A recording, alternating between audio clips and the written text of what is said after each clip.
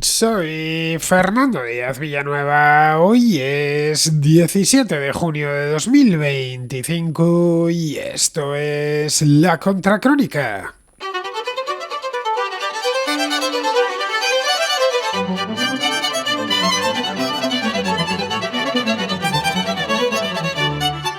Hace un año Israel se encontraba ante una situación complicada, atrapado en Gaza, rodeado por enemigos apoyados por Irán y presionado por Estados Unidos para acabar con la guerra en la franja. Hoy ha transformado el panorama de Oriente Medio, ha tomado la iniciativa con audaces operaciones de inteligencia y campañas militares que han debilitado a Hamas y especialmente a Hezbollah, la principal fuerza iraní en la región. Además de eso, ha provocado el colapso del régimen de Bashar al-Assad, reemplazado por un gobierno más afín a sus intereses. Ahora lleva la guerra directamente a Irán, atacando no solo su programa nuclear, sino buscando desestabilizar el régimen vigente desde 1979. Benjamín Netanyahu ha desafiado con esto a Donald Trump, que estaba en estos momentos tratando de llegar a un acuerdo nuclear con Irán. Durante los últimos meses ha defendido una resolución pacífica al conflicto, pero ahora apoya los ataques israelíes y ha ordenado que sus fuerzas armadas contribuyan de forma directa a la defensa de Israel frente a los contraataques iraníes. Este contraataque con misiles ha tenido hasta el momento un impacto limitado. El gobierno de Netanyahu habla de una victoria segura que podría transformar Oriente Medio.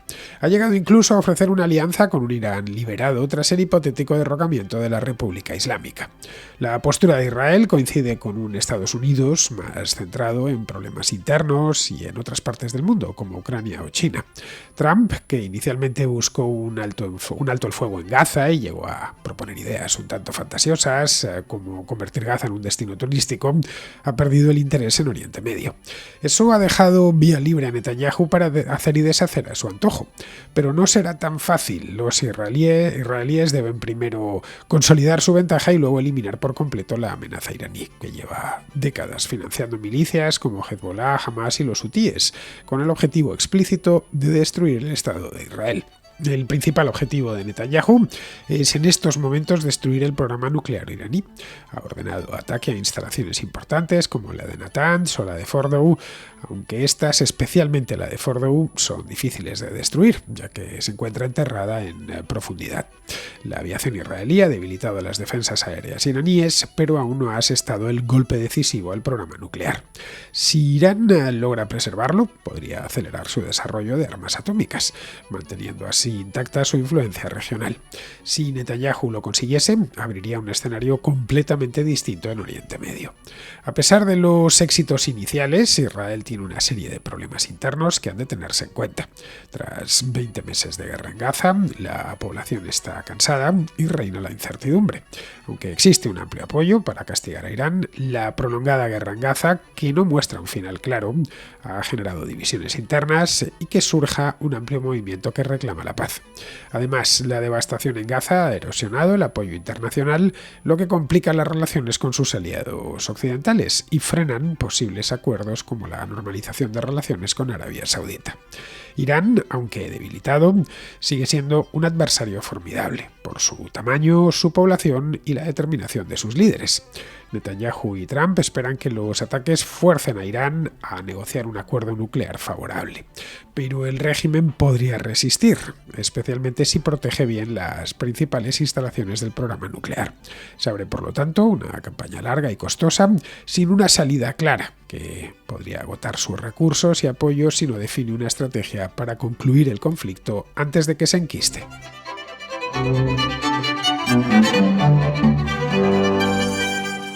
¿Cómo cambian las cosas? Hace solo un año Israel se encontraba en dificultades, estaba atascado en Gaza, estaba rodeado de enemigos patrocinados por Irán y bajo presión de Estados Unidos, del Estados Unidos de la época, el gobierno de Estados Unidos de hace año, que era el de Joe Biden, para detener la guerra en la franja de Gaza. Ahora lo que vemos es que está transformando un poquito a su antojo completo en estos momentos, o está transformando Oriente Medio y obligando al gobierno de Donald Trump a ir validando todo lo que hacen. Por resumirlo mucho, los israelíes han tomado la iniciativa y de un modo sorprendente además en apenas unos meses.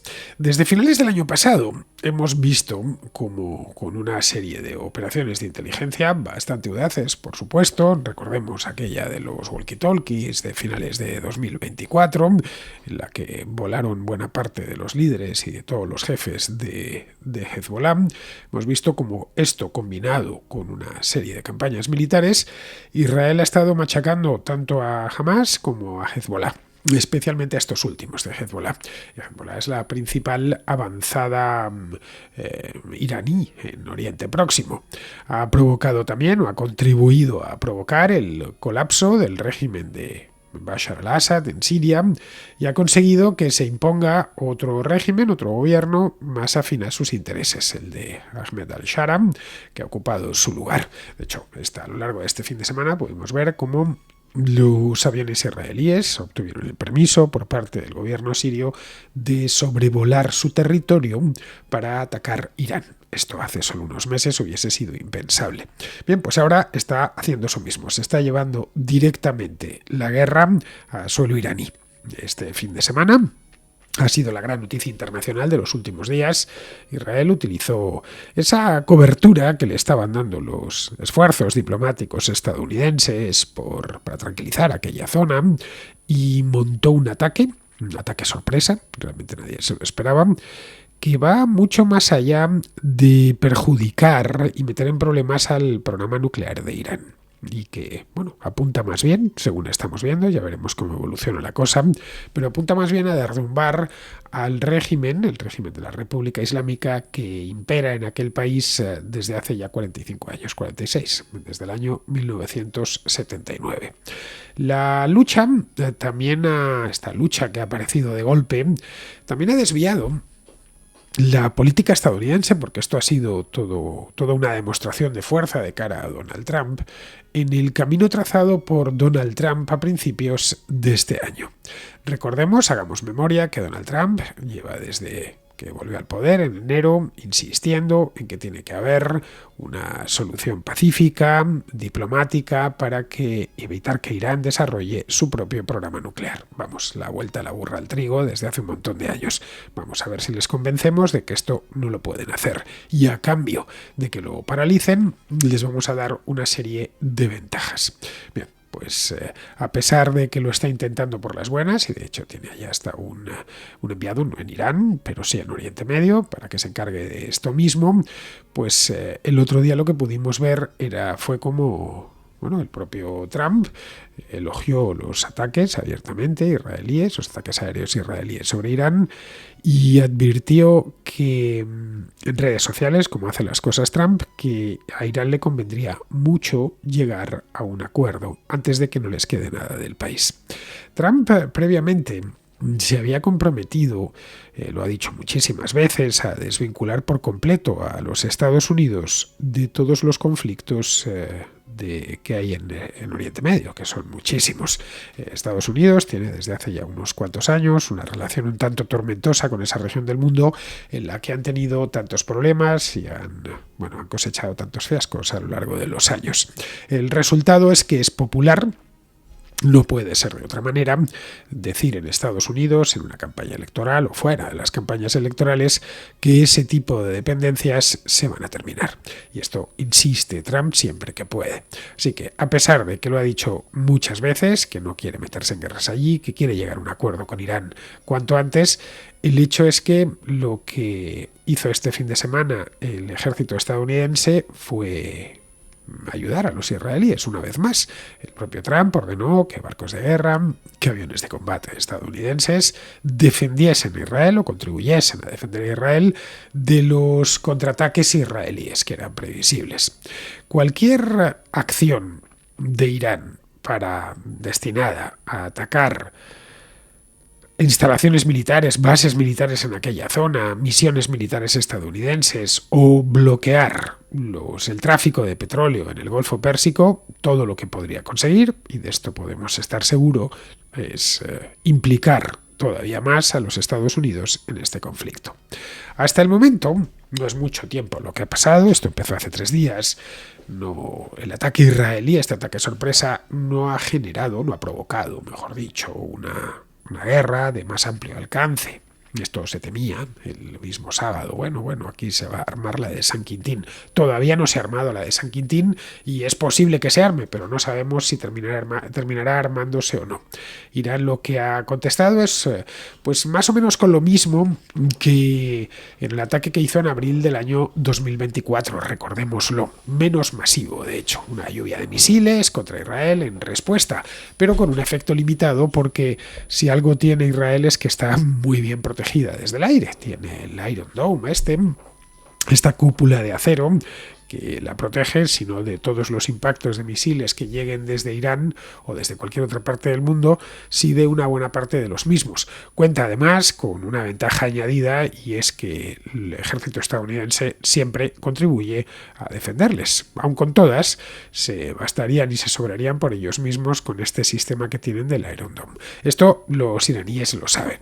De hecho, el gobierno israelí se siente tan seguro que están empezando a hablar ya de la posibilidad de una victoria total que transformaría por completo el orden existente en Oriente Medio. Yo no sé si están exagerando mucho, pero el hecho es que se les ve muy optimistas. Netanyahu decía el otro día que Irán está ya cerca de su liberación. Sus palabras, de hecho, no iban dirigidas a los israelíes, iban dirigidas a los iraníes. Les venía a decir que por fin, después de casi medio siglo, se podrían sacudir el yugo de la República Islámica. Quiso dejar claro también, de una manera, pues meridiana, ahí están sus palabras para quien quiera escucharlas, que no tiene nada contra Irán ni contra el pueblo iraní, por supuesto, pero que en cuanto caiga la República Islámica, los problemas que han tenido se acabarán en el acto y que iraníes e israelíes renovarán los acuerdos que tuvieron, al menos hasta 1979. Esto de Irán, los más jóvenes no lo recordarán. Bueno, yo me tengo que incluir aquí, aunque me disguste entre los más jóvenes, pero yo no recuerdo la época en la que Irán y Israel se llevaban bien, pero sé que la hubo porque lo he leído. Antes de la llegada de la República Islámica y de la caída del Shah, los iraníes eran de los principales aliados de Israel en aquella zona del mundo. Hoy nos puede parecer difícil de creer, pero es que fue así. Pues lo que venía a decir Netanyahu era eso mismo, que tan pronto como esta anomalía histórica de la República Islámica acabe, para contento de la mayor parte de iraníes, pues volverán a ser amigos del gobierno iraní, del que venga. Esta postura podríamos denominarla, pues no lo sé, tan envalentonada, porque realmente están envalentonados los israelíes ahora mismo, llegan en un momento adecuado, para qué negarlo, en una circunstancia que les es favorable. Estados Unidos está más concentrado en cuestiones internas. Ya sabéis la cantidad de problemas que está teniendo este primer mandato de Trump, los problemas comerciales a raíz de la guerra arancelaria, problemas de tipo interno como esa guerra contra las universidades, concretamente contra la Universidad de Harvard, de la que ya os hablé aquí, problemas de disturbios en las calles, como los que han tenido lugar en Los Ángeles y de los que hablábamos aquí la semana pasada, amenazas de tipo geopolítico en otras partes del mundo, también los hemos tratado aquí, caso de Taiwán, los problemas persistentes que hay con China. Vamos, que si algo podemos tener claro es que Trump prefiere concentrar su atención en otras zonas del mundo y dejar de lado Oriente Medio, que la verdad sea dicha, para Estados Unidos, como os comentaba antes, en los últimos años no ha sido más que un avispero que no les ha hecho más que desgracias, no les ha traído más que desgracias en los últimos 25 años, por lo menos. Justo antes de asumir el cargo, en el mes de enero, anunció que uno de sus objetivos era los problemas que había, algunos antiguos, como la mala relación con Irán, y otros más recientes, como el caso de la guerra de Gaza, que empezó a finales de 2023, en octubre, que una de sus prioridades era poner fin a aquella guerra. Quería un alto el fuego cuanto antes. Pero pronto se olvidó del tema. Su atención hacia la guerra de Gaza se diluyó rápidamente ante otros conflictos, que para el estadounidense medio quizás se le antojen algo más cercanos, como es el de la guerra de Ucrania. Al final todo se quedó, recordadlo, hace unos meses, en un proyecto un tanto fantasioso que hizo junto a su amigo o su ex amigo Elon Musk para convertir Gaza en una especie de una cosa muy extraña, una especie de destino turístico al estilo de los de el Golfo Pérsico, de estos tipo Dubái. Dijo que tras eso aniquilaría a los terroristas hutíes en el Mar Rojo y en Yemen, y que luego, pues a partir de ahí reconstruiría las zonas más conflictivas de Oriente Medio. Pero no pasó más allá de aquel vídeo hecho con inteligencia artificial que tanto nos sorprendió a todos. Luego y a partir de ahí perdió el interés en esa región del mundo. Eso ha permitido a alguien mucho más decidido y con todos los huevos en esa cesta, como Benjamín Netanyahu, que pueda imponer su visión y su forma de hacer las cosas, que es más importante todavía.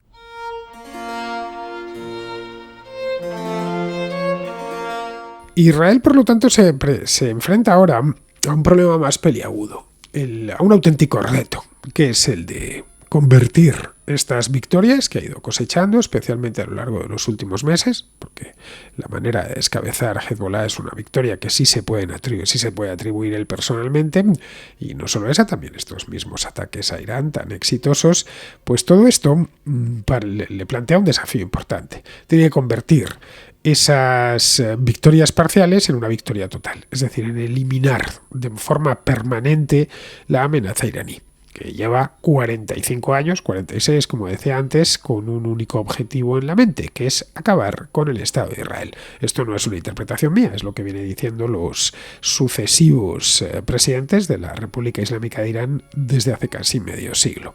Para ello, ha hecho de todo los iraníes, han creado alianzas regionales, han financiado a todos los que se han declarado en su contra, han patrocinado a terroristas que atentan dentro de Israel. La urgencia que tiene Israel por acabar con esa amenaza es evidente, no hace falta que explicarla porque es que es obvia. Pero antes de eso, lo primero que tiene que hacer es acabar con su capacidad nuclear en el estado que esté. Por ahora, por lo que sabemos, todavía no ha terminado de desarrollar sus armas nucleares, pero tiene que evitar a toda costa que lo consiga. A partir de ahí es una cuestión existencial para la propia Israel. Quizá el gobierno actual no decida apretar el botón rojo, pero es posible que otro gobierno, algún tipo de problema, una guerra en la región, termine apretando el botón rojo. Una cosa es enviar un misil a Tel Aviv que pueda inutilizar el Iron Dome o que caiga a tierra, pero no deja de ser arma convencional. Y otra bien distinta es que envíe armas nucleares contra la ciudad de Tel Aviv. Digo la de Tel Aviv porque es la más poblada, pero por supuesto no es la única. Podría ser Haifa, Ashdod o cualquier ciudad de Israel. Ante eso, en Israel todas las fuerzas políticas son conscientes del problema, de que la urgencia más inmediata pasa necesariamente por destruir el programa nuclear iraní. El ejército israelí lleva unos días destruyendo con paciencia las defensas aéreas iraníes, con una serie de ataques aéreos y operaciones encubiertas, lo que, hoy por hoy le da la posibilidad de atacar pues prácticamente a voluntad. Pero aún no ha causado daños importantes al programa nuclear iraní, que como es bien sabido se desarrolla bajo tierra y lo más importante de todo está disperso por un país inmenso, porque Irán es mucho más grande de lo que a veces imaginamos. Es de una superficie de 1,5 millones de kilómetros cuadrados, es decir, sería aproximadamente, para que nos hagamos una idea, unas 3 veces España, frente a los 22.000 kilómetros cuadrados que tiene Israel. Es decir, por ponerlo en perspectiva, Irán es 75 veces más grande, más extenso que Israel y 9 veces más poblado. 90 millones de habitantes, que debe de rondar la población iraní en estos momentos, frente a unos 10 millones de israelíes.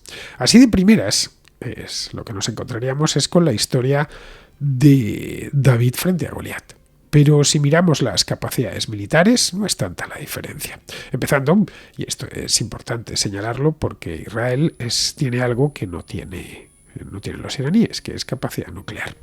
Por ahora Israel asegura que han infligido daños importantes al complejo subterráneo, un complejo llamado de Natanz. Los que sigáis estas historias habréis oído o habréis leído sobre él en más de una ocasión, que tiene al parecer una sala de enriquecimiento de uranio de varios niveles, con centrifugadoras, salas eléctricas, infraestructura de apoyo, en fin, una cosa muy completa y muy bien hecha. Para dar un golpe definitivo al programa nuclear, tendrá que destruir la instalación de enriquecimiento de uranio de Fordow, que al parecer es la más grande de todas. Ya la han atacado, por supuesto, los israelíes conocen bien dónde poner el misil, dónde poner la bomba, pero al parecer no le han proporcionado daños muy importantes. Necesitan también destruir las reservas de uranio enriquecido que ya tengan y que pueden tener diseminadas por todo el país. El riesgo es que si no logran destruir todo el programa, o paralizarlo por lo menos, y que tarden, en el caso de que la República Islámica siga existiendo, tarden décadas en ponerlo de nuevo en marcha, Irán podría, y seguramente lo haga, acelerar los trabajos para desarrollar una bomba atómica. El futuro tanto de Israel como de Irán depende de si Irán consigue mantener su programa nuclear funcionando al final de esta guerra. De ser así, la capacidad iraní para reconstruirse y proyectar influencia en Oriente Medio y en Oriente Próximo, pues permanecerá prácticamente intacta. Esa es la verdad. De no ser así, se abre un nuevo escenario que no hemos visto en los últimos 40 y tantos años. Pues en la tarde del domingo, Israel ya había atacado más de 250 objetivos. Había estado atacando durante 2 días seguidos, más de unas 50 horas creo que fueron de ataque, es una cosa así, ininterrumpidos además. Hasta el momento el gobierno Trump no lo ha detenido. Esto supone ya de por sí un cambio notable con respecto a la política tradicional, en este aspecto, la política exterior tradicional estadounidense. Bueno, desde la crisis de Suez en 1956, Estados Unidos ha apoyado siempre a Israel, pero al mismo tiempo ha ido enfriando sus ambiciones, con la esperanza de evitar que las guerras regionales escalen y se terminen convirtiendo en algo inmanejable. El gobierno de Joe Biden, que es el más cercano de todos, presionó constantemente a Netanyahu para que redujese la intensidad de los ataques que pudieran dañar a la población civil. Recordemos la última vez, esto fue en abril del año 2024, hace poco más de un año. También insistió mucho en que se contuviese la guerra de Gaza y que, por supuesto, la acabase cuanto antes. El gobierno de Biden insistió que la situación, la tensión con Hezbollah debía rebajarse para evitar males mayores. Cuando Irán e Israel protagonizaron su primer intercambio de fuego directo, esto recordadlo, es un tema al que además di mucha importancia aquí en la contracrónica. Lo que no sabíamos, aquello se quedó en suspenso y nos hemos vuelto a enterar, o se ha reactivado, mejor dicho, ahora, justo en el mes de junio de 2025. Bueno, pues recordad aquel ataque había empezado porque Israel voló una parte de la embajada, un anejo concretamente de la embajada iraní en Damasco, en Siria. Todavía estaba Bashar al-Assad y, entre otras cosas, pues aparte de volarles ese anejo, voló también a unos cuantos jefes militares de la Guardia Revolucionaria, de la Fuerza al-Quds concretamente, importantes para el régimen iraní. Y eso tuvo una respuesta y, por supuesto, una contramedida. Es decir, Israel volvió a atacar, aunque se midió bastante. En buena medida porque era lo que le había pedido en aquel momento Joe Biden. Le pidió, por ejemplo, la Casa Blanca que no atacase al programa nuclear o a la infraestructura energética por miedo precisamente a una escalada. Bien, esta presión, en última instancia, influyó en la respuesta israelí. Esta vez, a diferencia de lo que sucedió hace año y pico, Trump ha puesto pocas restricciones o directamente ninguna a los ataques israelíes. Todo lo más lejos que ha llegado ha sido pedir a Netanyahu este mismo año que suspendiera los ataques a Irán hasta que las negociaciones nucleares, que están encabezadas por este enviado especial, que se llama Steve Witkoff, pues concluyesen, que le diese al menos la oportunidad de prosperar a esto. Pero la semana pasada cedió, y cedió porque Netanyahu recordó a Trump que el plazo de 2 meses que el propio Trump les había concedido para llegar a ese acuerdo había expirado. Así que ya no tenía ningún sentido mantener esa moratoria. La mayor restricción podría provenir de Israel, es decir, a partir de aquí, no tanto de Estados Unidos. Llevan, recordémoslo, 20 meses de guerra, en Gaza concretamente. Muchos dentro de Israel están hartos. Existe, eso sí, un gran apoyo popular a cualquier acción militar contra Irán. Pero claro, esta se produce cuando el país lleva mucho tiempo en guerra, y eso es importante. Una guerra que a un país pequeño como es Israel, ya os lo he dicho antes, las dimensiones son las que son, 22.000 kilómetros cuadrados, una parte de los cuales además son un desierto inclemente, 10 millones de habitantes, bueno, pues esto ha afectado de lleno en todos los ámbitos de la vida. Esa es la realidad. Los israelíes viven presos de la incertidumbre y están deseando que las cosas se tranquilicen para volver a su vida normal. Eso por no hablar de que sigue habiendo todavía 20 rehenes con vida dentro de Gaza. Luego este malestar de los israelíes o de muchos israelíes se ve agravado porque el Netanyahu, y esto no es un secreto para nadie, tiene problemas políticos serios dentro de Israel. Ha tenido problemas con la oposición, infinidad de problemas con la oposición, ya sabéis aquella reforma judicial que quería hacer y que ocasionó tantas manifestaciones dentro de Israel, su propia incapacidad para poner fin a la guerra de Gaza. Pues han dividido a la población, que en origen, durante los primeros 3 meses, pues estaba muy unida en torno a los objetivos de la guerra. A pesar del cansancio, los israelíes entienden que el conflicto con Irán son palabras mayores, es decir, que es algo realmente importante. Ya digo, una de las obsesiones de todos, y sin excepción todos los presidentes de la República de Irán, es acabar con Israel. No lo sé, si un país extranjero dice y repite año tras año, década tras década, que su objetivo es acabar contigo, con tu país, contigo mismo, pues al final tienes que tomártelo en serio, más tratándose de los israelíes con más razón. Porque si algo aprendieron del Holocausto es que la próxima vez que alguien diga queremos acabar con vosotros, pueden acabar con ellos, que es lo que pasó en el Tercer Reich. Así que estas cosas cualquier israelí se las toma en serio. Según las encuestas, aproximadamente la mitad de los israelíes apoyan un ataque a Irán, incluso sin el apoyo estadounidense, en comparación con 1/3 que se oponen de plano. Así que tendríamos, lo que os decía antes, un apoyo bastante grande. Saben que Irán se la tiene jurada y no ven mal atacarles y destruir su programa nuclear. Un riesgo que, como os decía hace un momento, pues es un riesgo existencial para los israelíes. Saben que Irán lleva años desarrollando sus propias armas nucleares, que lleva años financiando este anillo de fuego en torno a Israel, a través de milicias como Hezbollah, los hutíes del Yemen, la propia Hamas. Es decir, que, y esto os lo comentaba el año pasado, Israel e Irán llevan en guerra más tiempo, pero a través de personas interpuestas. Durante años los israelíes han tratado de gestionar esta amenaza sin desencadenar una guerra abierta entre los dos países. Liquidaron a figuras importantes, han interrumpido cadenas de suministros. Bueno, esta técnica la denominan cortar el césped, la inteligencia israelí. Y esperan que su superioridad militar tenga un efecto disuasorio. Cuando todo esto fracasó, y se pudo ver el día 7 de octubre de 2023, es cuando ya directamente en Israel se lanzaron a una guerra abierta, sin más, derrotando a Hamas y luego a Hezbollah.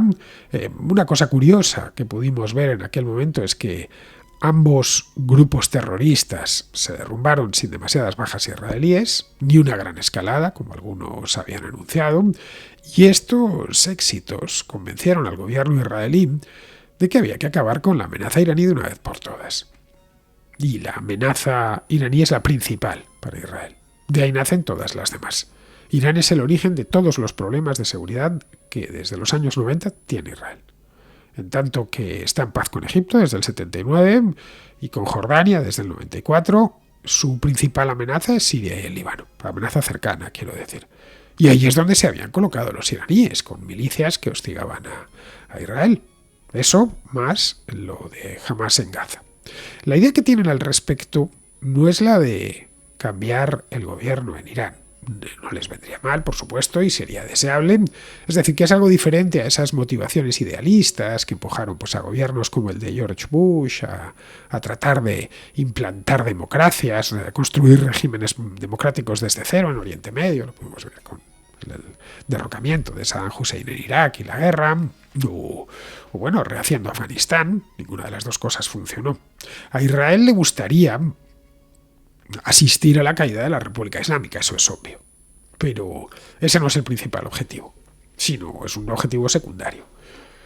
Esto les ha funcionado con la guerra contra Hezbollah. Y Israel se fijó el objetivo de debilitarla y expulsarla del sur del Líbano. Tras una campaña de 2 o 3 meses, lo consiguieron. Tuvieron que dejar de disparar desde el sur del Líbano contra Israel y retirarse. Hoy están tan debilitados que ni siquiera han atacado a Israel desde el norte del país, seguramente porque no pueden. En Gaza el problema es distinto. Desde que esto empezó hace 1 año y 8 meses, pues la guerra no ha cesado. Gaza ha quedado arrasada, han muerto miles de personas y los líderes de Hamas han sido eliminados con paciencia uno a uno. Pero Hamas no ha desaparecido, eso es lo cierto. Lo peor de todo es que no se vislumbra un final cercano. No es extraño que los israelíes pues estén perdiendo la confianza en los objetivos de esa guerra y ha surgido dentro del país con fuerza un movimiento por la paz que pide el fin de la guerra de Gaza cuanto antes. Luego está el entusiasmo de Israel por el éxito de la operación en Irán, que es evidente, pero que podría cambiar si los israelíes se sobreponen y los iraníes se sobreponen, y siguen bombardeando las ciudades israelíes con misiles. Lo que obliga al país a mantener, pues entre otras cosas, cerrado su espacio aéreo. Vamos, que la euforia es razonable, pero deben de ser cautelosos, porque esto no se puede alargar mucho.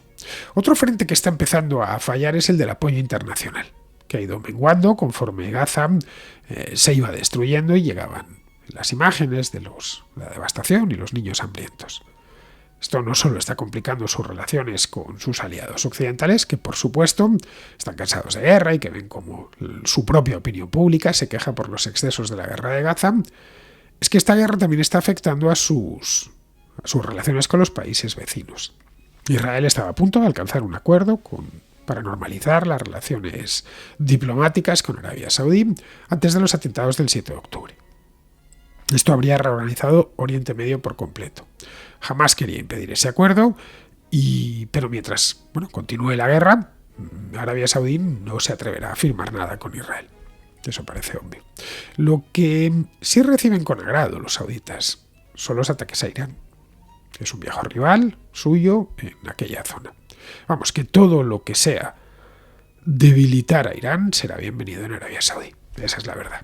Luego, respecto a Irán, pues a ver, es obvio que está debilitado, pero sigue siendo un adversario importante a tener en cuenta. Más importante de lo que pensamos. Y sobre todo muy grande, muy poblado, con un gobierno que se juega su propia existencia. Para ellos también es existencial, aunque solo sea para el régimen.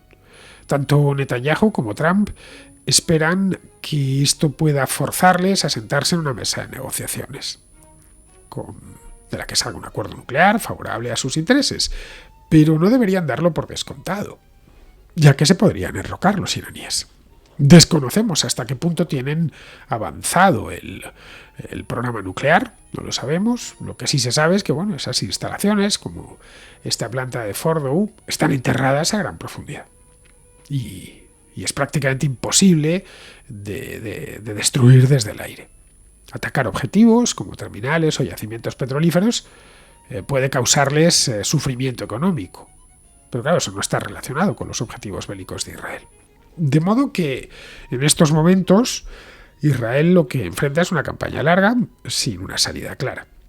Necesitan reflexionar cómo van a terminar con esto antes de que les suceda lo mismo que en Gaza, que se les enquiste. y les termine exigiendo más de lo que puedan permitirse. En el anterior acto, en abril de 2024, la cosa se quedó ahí en espera, en suspenso, a que uno u otro moviese en ficha. Bien, esto es lo que acaba de hacer Israel, pero cuesta adivinar por dónde seguirá la cosa. Vamos con la contrarréplica. Empezamos con Daniel, que pregunta por el día después de Pedro Sánchez. Buenas, Fernando. ¿Qué tal? Espero que se encuentre muy bien.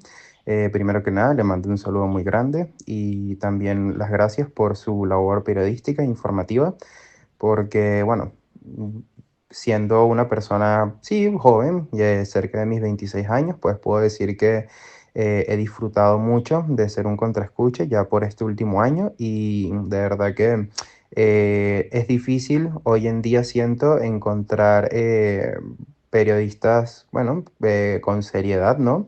Que como usted informen, cuenten la realidad como es y constaten cuando están opinando a cuando están informando, porque por la razón que sea, siento que uno de los males que, bueno, sí, atañe a muchos de sus compañeros de profesión es que, bueno, opinan cuando dicen estar informando y básicamente eso, empaquetan su opinión con la verdad y la presentan como lo mismo cuando en verdad no lo es. Y dicen que están contándonos la realidad cuando simplemente nos están dando su punto de vista, su parecer.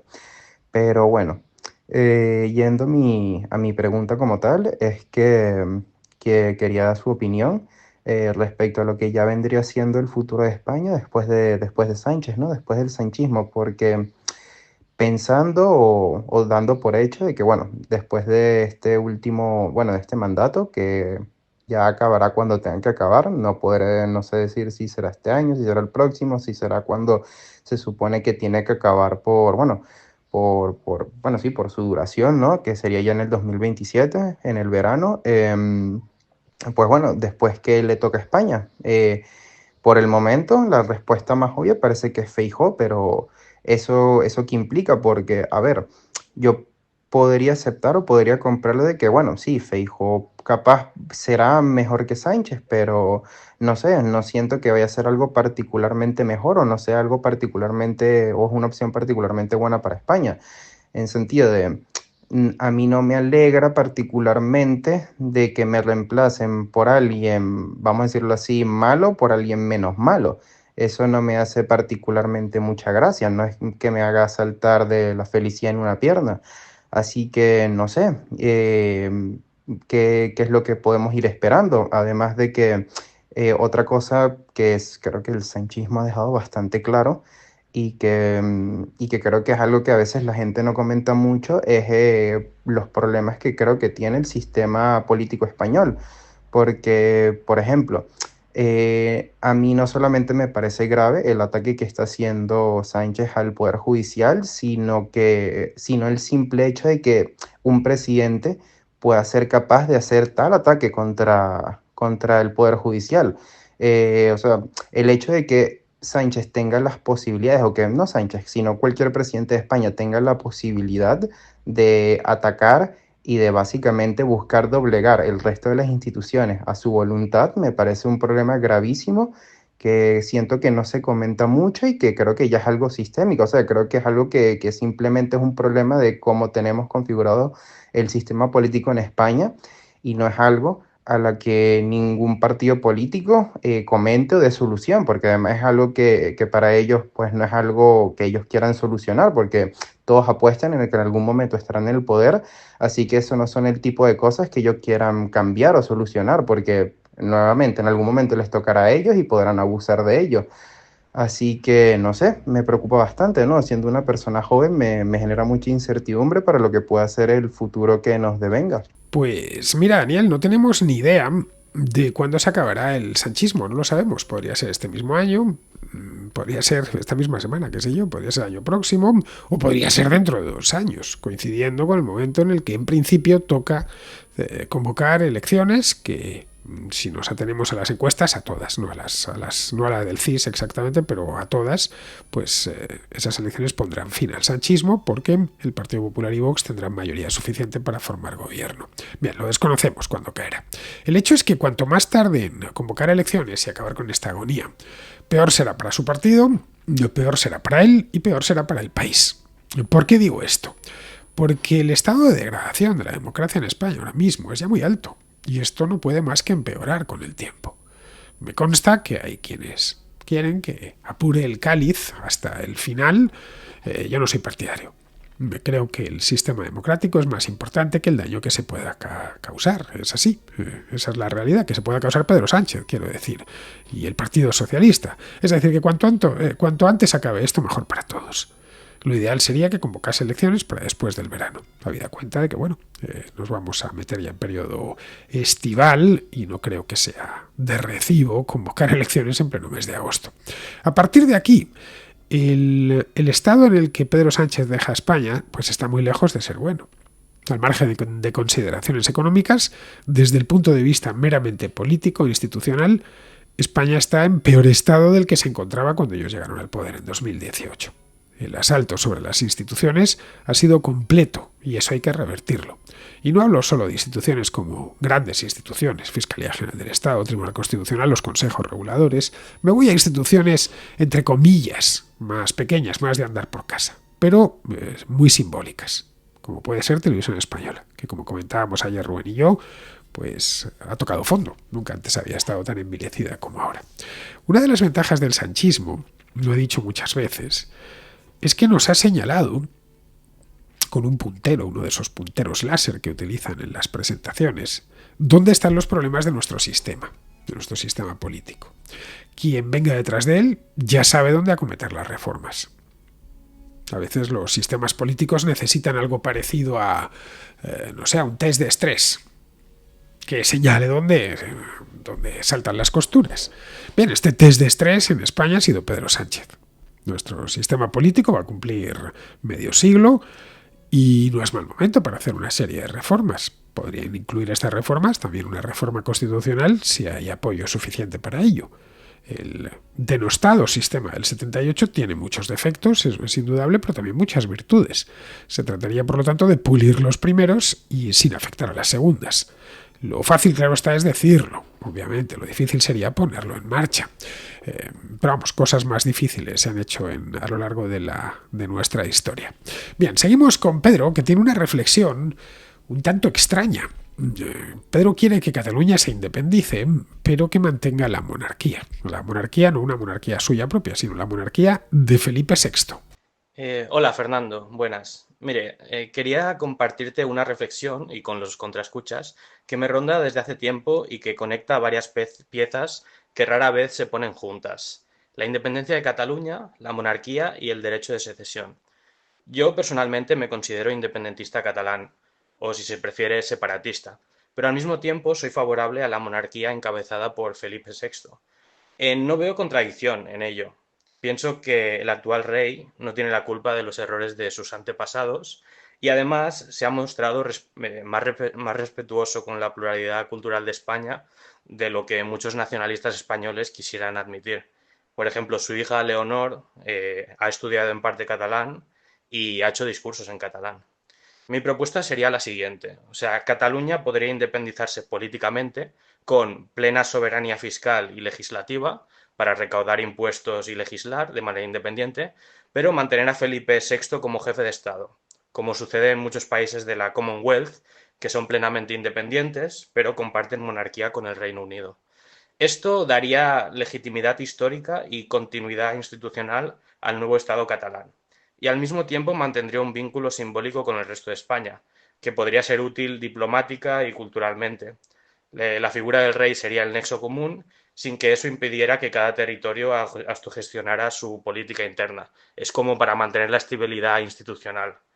Hay precedentes, o sea, Liechtenstein, por ejemplo, es una monarquía constitucional que reconoce el derecho de secesión de sus municipios y también vale la pena recordar que pensadores liberales como Alberto Garín, que Alberto Garín me convenció de ser monárquico con un programa que hizo sobre la monarquía en la Universidad Francisco Marroquín. O Jano García, también. Jano García ha defendido un sistema mixto, una monarquía parlamentaria donde se escoja pues a un monarca que escoja a consejeros y luego un parlamento escogido democráticamente. Y la monarquía constitucional es uno de los sistemas más estables y razonables dentro del mundo occidental. Ahí están las monarquías escandinavas.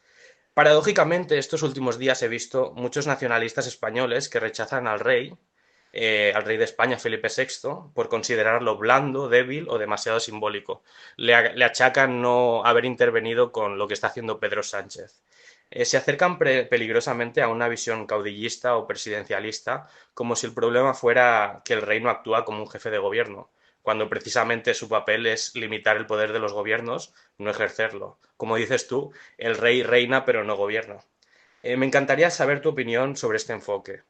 Es verdad que es un poco descabellado y estrambótico pensar en una Cataluña soberana bajo una monarquía compartida, pero claro, estamos como muy atados al imaginario binario de una España unida con monarquía o una Cataluña independiente con república, que nos impide explorar otras soluciones.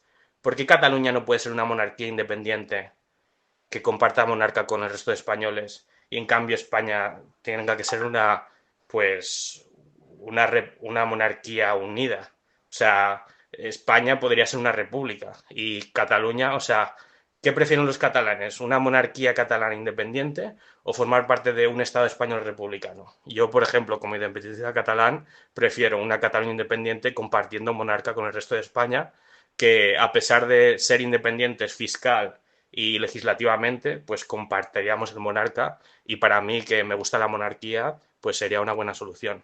Es verdad que la gente de mi generación, la gente joven, intuitivamente es republicana, pero en mi caso, pues te he escuchado a ti, te he leído a ti, he leído a Alberto Garín, a Jano García, y realmente la monarquía constitucional me convence bastante. Y sobre todo, teniendo en cuenta los hechos de lo que son los países escandinavos, que son exitosos, y la monarquía es una suerte de cultura, es como un museo interactivo, es la jefatura del Estado que mantiene un vínculo con la historia, pero ejerce el poder reinando y no gobernando. Entonces, me parece que la monarquía es algo romántico y que tiene cierta belleza y me atrae bastante.